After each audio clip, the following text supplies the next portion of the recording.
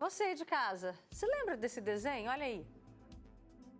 Azar, vida, nunca mais veremos terra, Lipe. Ora, vamos, Hardy, pare de lamentar-se. Ei, veja, lá está uma ilha.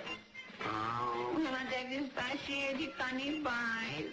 Vida, azar.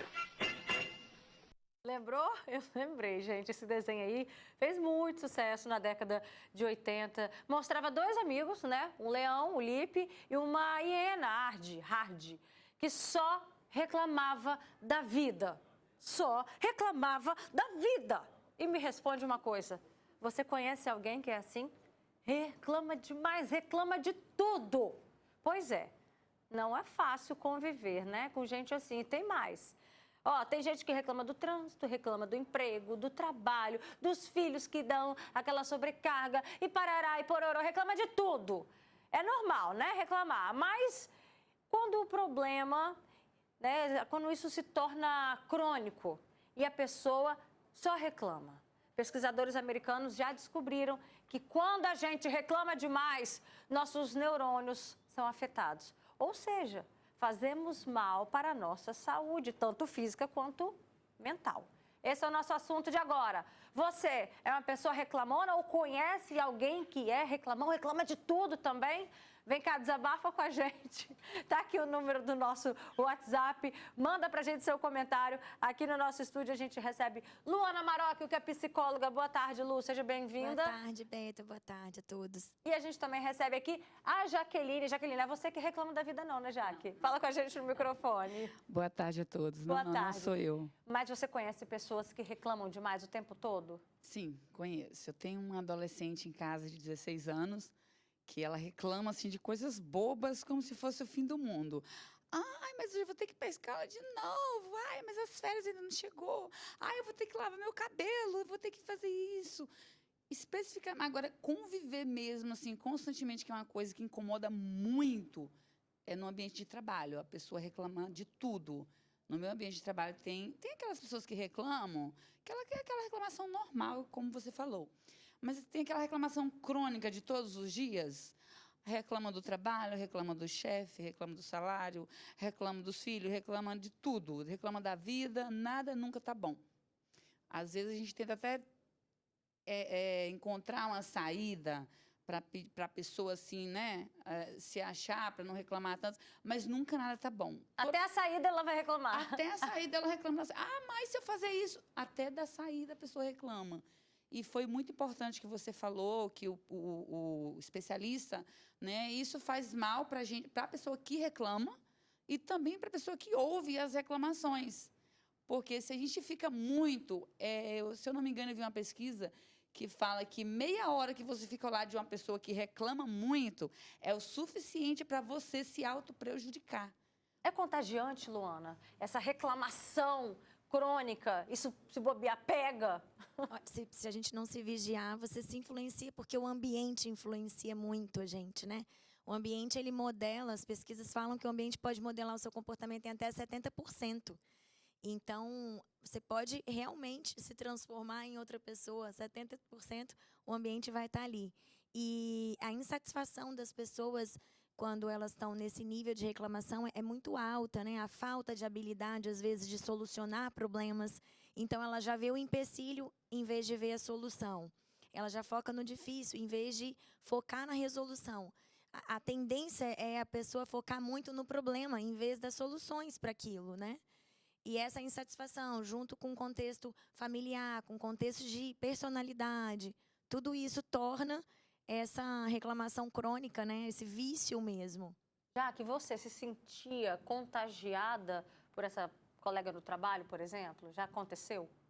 Então, contagiado de chegar ao ponto de praticar também a reclamação, não, porque eu já tenho uma estrutura um pouco assim, como que eu posso dizer?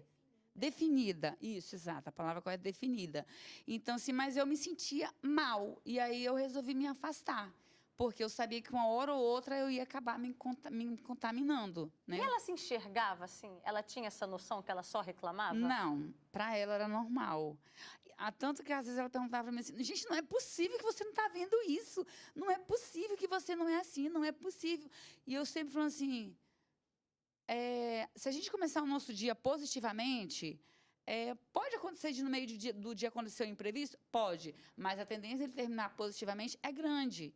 Agora, se você já começa o seu dia negativamente, reclamando, não vê solução em nada, não busca solução em nada, a reclamação até prejudica o seu desempenho no trabalho e na vida, no cotidiano.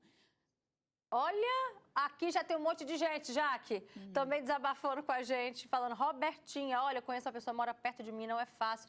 Prefiro distância de pessoas assim. Tem uma outra telespectadora, eu não sei se é mulher ou homem, mas o telespectador diz, nossa, eu reclamo muito.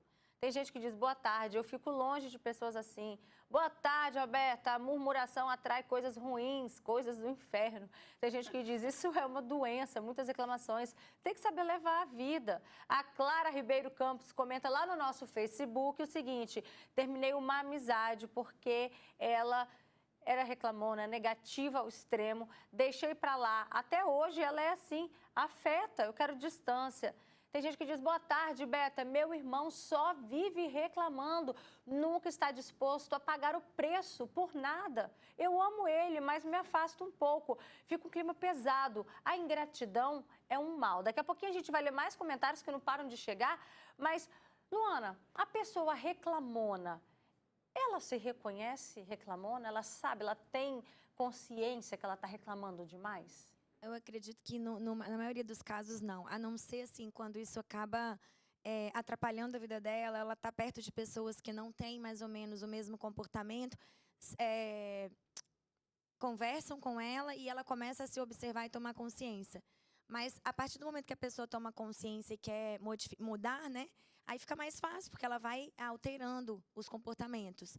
Mas em sua grande parte não, elas não percebem e fazem o que a Jaqueline falou.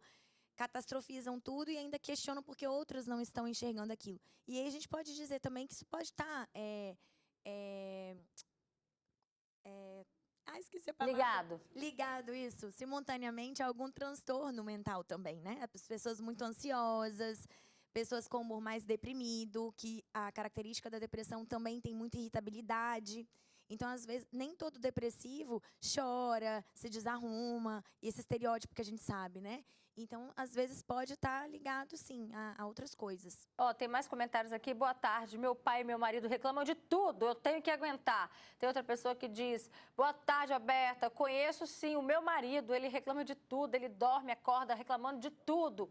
O meu marido é difícil, cadê? Eu reclamo de tudo e eu saio até de perto. E aí, nossa, gente, quanto marido reclamão, pai amado. E aí, quando é alguém da família, igual a Jaque falou, ela também tem uma filha, né? Tudo bem, é uma adolescente, está naquela fase de questionar tudo. Mas e aí, quando é alguém da família, de que maneira que a gente consegue ajudar? Porque a convivência ali é obrigatória, né? Você não consegue se afastar igual uma vizinha, por exemplo. Não. E aí a gente tem que observar também se está ligado a pessoa querer validação, atenção, porque às vezes é um problema mesmo, e por ela estar passando aquele problema, ela acaba catastrofizando tudo, né? Mas você pode ter comportamentos positivos, ou validar, ou impor limites. Direcionar essa pessoa para procurar uma ajuda, porque numa escuta terapêutica vai ficar mais fácil para ela poder determinar aquele caminho do qual algo está deixando com que ela, né, se sinta tão mal assim. Porque, com certeza, por detrás disso tem toda essa frustração, tem toda essa insatisfação com a própria pessoa, né? Jaque, como é que você faz com a sua filha, por exemplo, diante desses questionamentos dela? Então, com a minha filha é um pouco mais fácil, apesar que, né, não tem como a gente fugir do ambiente. Ela é reclamona, mas é aquela reclamona assim que dá para aturar. Eu costumo sempre mostrar o lado positivo das coisas para ela, né? Costumo sempre mostrar para ela que eu não tive uma vida difícil, uma adolescência, não tive uma vida fácil. Tive uma adolescência muito difícil, então eu tento sempre mostrar para ela o lado positivo. E eu observo que, mesmo ela sendo uma adolescente muito jovem, ela consegue absorver isso de forma positiva quando eu a oriento. Porque é a única forma, porque brigar também não fica legal, né? Porque aí, senão, fica tudo bagunçado. Ela reclama de lá, eu brigo de cá, não fica legal. Então, eu tento mostrar para ela o lado positivo das coisas, porque eu, ao longo da minha vida, eu tive que aprender a ver o lado positivo das coisas, para não ficar... ela usou um termo bonito aqui que eu não sei falar, da catástrofe. Para não ficar colocando tudo, sabe? Que é tudo um problema, tudo é negativo. Não. Porque quanto mais você reclama, mais você potencializa a situação. Então, a maneira de eu lidar é tentar mostrar ela a forma positiva de tudo. Ó, tem um comentário aqui, Beta, não percebemos. Eu era uma pessoa dessa, mas me livrei. A dica para se livrar, Luana?